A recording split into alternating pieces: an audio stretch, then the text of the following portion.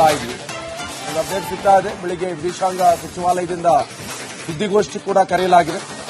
ಸದ್ಯ ಈ ಸುದ್ದಿಗೋಷ್ಠಿಯಲ್ಲಿ ಏನೆಲ್ಲ ಆಯಿತು ಮಧ್ಯರಾತ್ರಿಯಿಂದ ಅವೆಲ್ಲವನ್ನು ಕೂಡ ಮಾಹಿತಿಯನ್ನ ರವಾನೆ ಮಾಡಲಾಗುತ್ತೆ. ಬೆಳಗ್ಗೆ ವಿದೇಶಾಂಗ ಸಚಿವಾಲಯದಿಂದ ಸುದ್ದಿಗೋಷ್ಠಿ, ಬೇರೆ ಬೇರೆ ದೇಶದಲ್ಲಿ ಯಾವ ರೀತಿಯಾಗಿ ಉತ್ತರವನ್ನು ಕೊಡಬೇಕಾಗತ್ತೆ ನಾವು ಅಂತ ಹೇಳಿದ್ರೆ ಎಲ್ಲ ದೇಶದ ಒಂದಿಗೆ ನಮ್ಮ ಬಾಂಧವ್ಯ ತುಂಬಾ ಚೆನ್ನಾಗಿದೆ. ಸೊ ಈ ಹಿನ್ನೆಲೆಯಲ್ಲಿ ಈಗ ವಿದೇಶಾಂಗ ಸಚಿವಾಲಯದಿಂದ ಒಂದು ಮಹತ್ವದ ಮೀಟಿಂಗ್ ಅನ್ನು ಕರೆಯಲಾಗಿದೆ. ಮೀಟಿಂಗ್ ನಲ್ಲಿ ಏನಾಗ್ತಾ ಇದೆ ಎಲ್ಲವನ್ನೂ ಕೂಡ ನಾವು ನಿಮಗೆ ಹೇಳ್ತೀವಿ. ಬೆಳಗ್ಗೆ 9 ಗಂಟೆಗೆ ಕರೆದಿರುವಂತಹ ಮೀಟಿಂಗ್ ಇದು. ಜೊತೆಗೆ ರಕ್ಷಣಾ ಸಚಿವ ರಾಜನಾಥ್ ಸಿಂಗ್ ಅವರು ಕೂಡ ಮೀಟಿಂಗ್ ಅನ್ನ ಕರೆದಿದ್ದಾರೆ. ಬೆಳಗ್ಗೆ 7 ಗಂಟೆಗೆ ಶುರು ಆಗುತ್ತೆ. ಸೊ ಇವರ ಮೀಟಿಂಗ್ ನಲ್ಲಿ ನೆಕ್ಸ್ಟ್ ಭಾರತವನ್ನ ಸಂಪೂರ್ಣವಾಗಿ ನೆಲಸಮ ಮಾಡಬೇಕಾ ಅಥವಾ ಅಲ್ಪ ಸ್ವಲ್ಪ ಉಳಿಸಬೇಕಾ ಅಂತ ಆಯ್ಕೊಂಡು ತಿನ್ನೋಕಾದ್ರೂ ಬೇಕಾಗುತ್ತಲ್ಲ ಪಾಕಿಸ್ತಾನಕ್ಕೆ. ಪಾಪ ನಮಗೊಂದು ಹೇಳೋಕಾದ್ರೂ ಬೇಕಾಗತ್ತಲ್ಲ ಪಾಕಿಸ್ತಾನ. ಈಗ ಪಾಕಿಸ್ತಾನಕ್ಕೆ ಸ್ಥಾನನೇ ಇಲ್ಲ. ಪಾಕಿಸ್ತಾನ ಕೊಟ್ಟಿದೆ ನಾವು ಭಾರತ, ಉಳಿಸ್ಕೊಳ್ಳೋ ಯೋಗ್ಯತೆ ಇಲ್ಲ. ಹಲ್ಕಟ್ ಪಾಕಿಸ್ತಾನಿಗಳಿಗೆ ನಾಗರಿಕರ ಮೇಲೆ ಬಾಂಬ್ ಹಾಕೋದು, ಕ್ಷಿಪಣಿ ದಾಳಿ ಅಂತೆ. ನೋಡಿ, ಅದೇ ನಮ್ಮ ಭಾರತೀಯ ನಾಗರಿಕರ ಎಲ್ಲ ಒಟ್ಟು ಹೋಗಿ ಪಾಕಿಸ್ತಾನ ಮೇಲೆ ದಾಳಿ ಮಾಡಿದ್ರೆ ಯಾರು ಪಾಕಿಸ್ತಾನ ಕಾಣಕ್ ಸಿಗೋದಿಲ್ಲ. 140 ಕೋಟಿ ಜನ ಇದ್ವಿ ನಾವು. ನೋಡಿ ಪರಿಸ್ಥಿತಿ ಯಾವ ರೀತಿಯಾಗಿ ಆಯ್ತು. ಅಭಿವೃದ್ಧಿ ಹೊಂದಬೇಕ್ರಿ ಪಾಕಿಸ್ತಾನ. ಅಭಿವೃದ್ಧಿ ಮಾಡಿ, ಏನಾದ್ರೂ ಅಭಿವೃದ್ಧಿ ಮಾಡಿ ತೋರಿಸಿ. ಬರೀ ಉಗ್ರಗಾಮಿಗಳನ್ನ ಪ್ರೊಡ್ಯೂಸ್ ಮಾಡೋದು, ಎಕ್ಸ್ಪೋರ್ಟ್ ಮಾಡೋದು ಮಾತ್ರ ಅಲ್ಲ ನಿಮ್ ಕಸಬು. ಕತ್ತೆ ಮೇಯಿಸೋದು, ಕತ್ತೆ ಕಾಯೋದು. ಸ್ಕೂಲಲ್ಲೆಲ್ಲ ನಾವು ಕೇಳ್ತಾ ಇದ್ದೀವಿ ಇದನ್ನ. ಏನೋ ಸ್ವಲ್ಪ ಹೆಡ್ಡ ಅಂತ ಇದ್ರೆ ಕತ್ತೆ ಮೇಯ್ಸ, ಕತ್ತೆ ಕಾಯ ಅಂತಾರೆ. ಪಾಕಿಸ್ತಾನದವ್ರಿಗೆ ಬೆಸ್ಟ್ ಇದು. ಕತ್ತೆ ಕಾಯೋದು, ಕತ್ತೆ ಮೇಯಿಸೋದು, ಚೀನಾಕ್ಕೆ ಎಕ್ಸ್ಪೋರ್ಟ್ ಮಾಡೋದು. ಕತ್ತೆ, ಉಗ್ರಗಾಮಿ ಎರಡೇ ಅವರು ಎಕ್ಸ್ಪೋರ್ಟ್ ಮಾಡೋದು, ಬೇರೆ ಏನು ಕೆಲಸ ಇಲ್ಲ.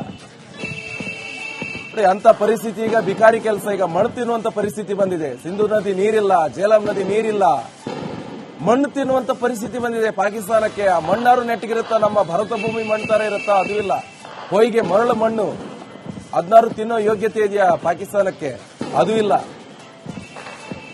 ಯುದ್ಧ ಅದು ಇದು ಮಣ್ಣಂಗಟ್ಟಿ ಅಂತೆಲ್ಲ ಹೇಳ್ಕೊಂಡು ಮಾಡಿದ್ರು. ಈಗ ಅಡಗಿ ಕುಳಿತಿದ್ದಾರೆ ಬಿಲ್ದೊಳಗೆ ಬಾಲ ಮುದುರ್ಕೊಂಡು ಪಾಕಿಸ್ತಾನದ ಅಧ್ಯಕ್ಷ. ಮಾನವರಿದೆ ಇದೆಯಾ ಅವನಿಗೆ?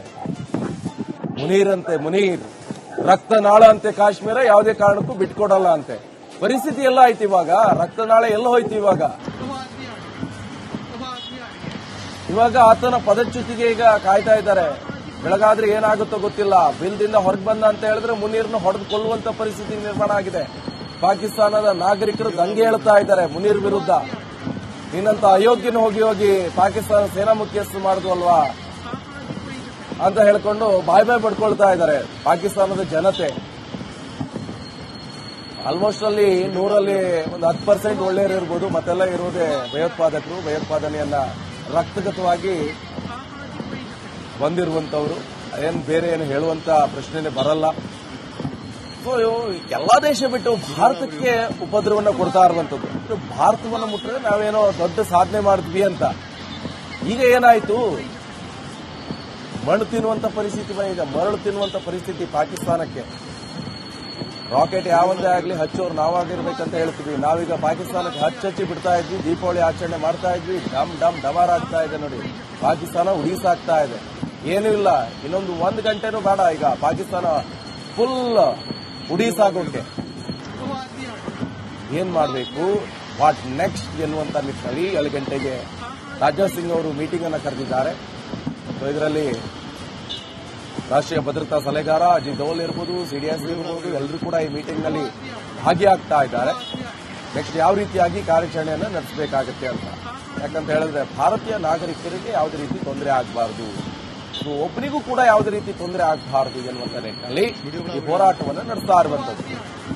ಜೊತೆಗೆ ಈಗಾಗಲೇ ಪಾಕಿಸ್ತಾನದ ಲಟ್ಟುಪಟ್ಟು ಚೀನಾದಿಂದೆಲ್ಲ ಆಮದು ಮಾಡಿಕೊಂಡಿರುವಂತದ್ದು ರಾಕೆಟ್, ಆ ಡ್ರೋನು ಅವೆಲ್ಲವೂ ಕೂಡ ಆಕಾಶದಲ್ಲೇ ಸ್ಫೋಟ ಆಗ್ತಾ ಇದ್ದಾವೆ. ಕೆಲವೆಲ್ಲ ಅಲ್ಲೇ ಬೆಂಕಿ ಹಚ್ಚಿ ಬಿಡಬೇಕಾದ್ರೆ ಪಾಕಿಸ್ತಾನದಲ್ಲೇ ಸ್ಫೋಟ ಆಗ್ತಿದ್ದಾವೆ. ಕೆಲವೆಲ್ಲ ಆಕಾಶಕ್ಕೆ ಏನೋ ಹಾರ್ಕೊಂಡು ಬರ್ತಾವೆ. ಆದರೆ ಭಾರತದ ಭೂ ಪ್ರದೇಶವನ್ನ ಮುಟ್ಟೋಕ್ಕೂ ಆಗ್ತಾ ಇಲ್ಲ. ಅವು ಗತಿಗೆ ಆಕಾಶದಲ್ಲೇ ಅಲ್ಲಿ ಸ್ಫೋಟ ಆಗ್ತಾ ಇದೆ. ಈಗಾಗಲೇ ನಾವು ನೋಡ್ತಾ ಇದ್ವಿ, ಸಾಕಷ್ಟು ನಗರಗಳನ್ನೇ ಟಾರ್ಗೆಟ್ ಮಾಡಿಕೊಂಡಿದೆ ಪಾಪಿ ಪಾಕಿಸ್ತಾನ. ಭಾರತದ 15ರಿಂದ 25 ಸ್ಥಳಗಳ ಮಹಾನಗರಗಳನ್ನೇ ಟಾರ್ಗೆಟ್ ಮಾಡಿಕೊಂಡಿದೆ ಪಾಪಿ ಪಾಕಿಸ್ತಾನ. ಆದ್ರೆ ಅವೆಲ್ಲವನ್ನು ಕೂಡ ಉಡೀಸ್ ಮಾಡಿದೆ ಪ್ಲಾನ್ಗಳನ್ನ ಭಾರತೀಯ ಸೇನೆ. ಯಾಕಂತ ಹೇಳಿದ್ರೆ ಭಾರತೀಯ ಸೇನೆಯ ಗೌರವ ಗತ್ತು ಅದೇ ತರ ಇದೆ. ಪಾಕಿಸ್ತಾನ ಏನೇ ಮಾಡಿದ್ರು ಕೂಡ ತಿಪ್ಪರ್ಲಾಗ ಹಾಕಿದ್ರು ಕೂಡ ಭಾರತವನ್ನ ಅಲುಗಾಡಿಸಕ್ಕಾಗಲ್ಲ. ಇನ್ನೇನಿದ್ರು ಬಾಲ ಕಟ್ಟಾಯಿತು ಪಾಕಿಸ್ತಾನದ್ದು, ಇನ್ನೇನಿದ್ರು ತಲೆ ಒಂದು ತೆಗೆಯೋದು ಬಾಕಿ ಇದೆ ಪಾಕಿಸ್ತಾನದ್ದು. ಏನು ಭೂಪಟದಿಂದ ಉಳಿಯುತ್ತೋ ಇಲ್ವೋ, ಅಥವಾ ಪಾಕಿಸ್ತಾನ ಫುಲ್ ಪ್ಯಾಕ್ ಮಾಡ್ಕೊಂಡು ಹೋಗುತ್ತೋ, ಅದೆಲ್ಲಿ ಹೋಗುತ್ತೋ ಗೊತ್ತಿಲ್ಲ. ಪಾಕಿಸ್ತಾನದ ಸೇನಾ ಮುಖ್ಯಸ್ಥನ ಕುಟುಂಬ ಲಂಡನ್, ಕೆನಡಾ ಅಂತ ಪರಾರಿಯಾಗಿದೆ. ಅಧ್ಯಕ್ಷನ ಕುಟುಂಬ ಎಲ್ಲ ಹೋಗಿತ್ತೋ ಗೊತ್ತಿಲ್ಲ. ಅಧ್ಯಕ್ಷನೇ ಇಲ್ಲ, ಪ್ರಧಾನಿನೇ ನಾಪತ್ತೆಯಾಗಿದ್ದಾನೆ.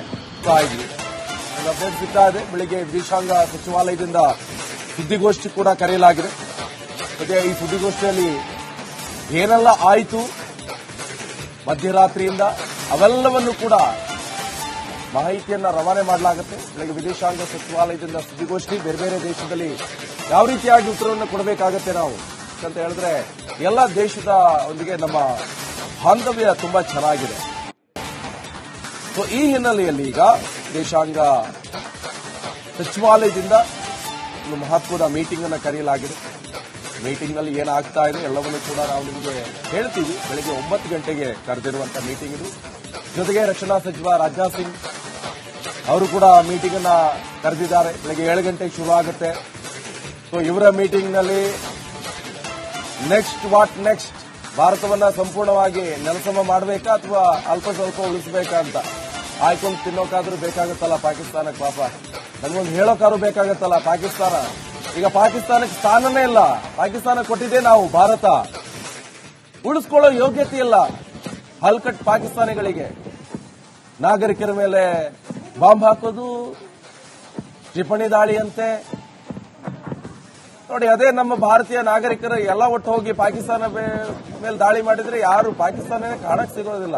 140 ಕೋಟಿ ಜನ ಇದ್ವಿ ನಾವು. ನೋಡಿ ಪರಿಸ್ಥಿತಿ ಯಾವ ರೀತಿಯಾಗಿ ಆಯ್ತು. ಅಭಿವೃದ್ಧಿ ಹೊಂದಬೇಕ್ರಿ ಪಾಕಿಸ್ತಾನ. ಅಭಿವೃದ್ಧಿ ಮಾಡಿ, ಏನಾದ್ರೂ ಅಭಿವೃದ್ಧಿ ಮಾಡಿ ತೋರಿಸಿ. ಬರೀ ಉಗ್ರಗಾಮಿಗಳನ್ನ ಪ್ರೊಡ್ಯೂಸ್ ಮಾಡೋದು, ಎಕ್ಸ್ಪೋರ್ಟ್ ಮಾಡೋದು ಮಾತ್ರ ಅಲ್ಲ ನಿಮ್ ಕಸಬು. ಕತ್ತೆ ಮೇಯಿಸೋದು, ಕತ್ತೆ ಕಾಯೋದು. ಸ್ಕೂಲಲ್ಲೆಲ್ಲ ನಾವು ಕೇಳ್ತಾ ಇದ್ದೀವಿ ಇದನ್ನ. ಏನೋ ಸ್ವಲ್ಪ ಹೆಡ್ಡ ಅಂತ ಇದ್ರೆ ಕತ್ತೆ ಮೇಯ್ಸ, ಕತ್ತೆ ಕಾಯ ಅಂತಾರೆ. ಪಾಕಿಸ್ತಾನದವ್ರಿಗೆ ಬೆಸ್ಟ್ ಇದು. ಕತ್ತೆ ಕಾಯೋದು, ಕತ್ತೆ ಮೇಯಿಸೋದು, ಚೀನಾಕ್ಕೆ ಎಕ್ಸ್ಪೋರ್ಟ್ ಮಾಡೋದು. ಕತ್ತೆ, ಉಗ್ರಗಾಮಿ ಎರಡೇ ಅವರು ಎಕ್ಸ್ಪೋರ್ಟ್ ಮಾಡೋದು, ಬೇರೆ ಏನು ಕೆಲಸ ಇಲ್ಲ.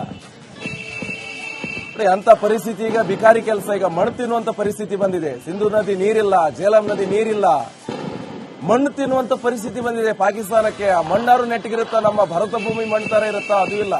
ಹೊಯ್ಗೆ ಮರಳು ಮಣ್ಣು, 16 ತಿನ್ನೋ ಯೋಗ್ಯತೆ ಇದೆಯಾ ಪಾಕಿಸ್ತಾನಕ್ಕೆ? ಅದು ಇಲ್ಲ.